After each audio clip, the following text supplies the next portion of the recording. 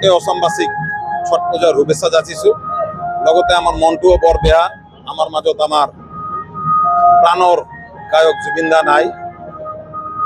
জুবিন দা নাথাকাৰ কাৰণে আমাৰ প্ৰতিখন উপাসক মনটো বেয়া, কিন্তু উপায় নাই, আমাৰ নিয়ম মানিব লাগে, পূজা কৰিব লাগে। আমি সবে পূজা কৰি আছোঁ।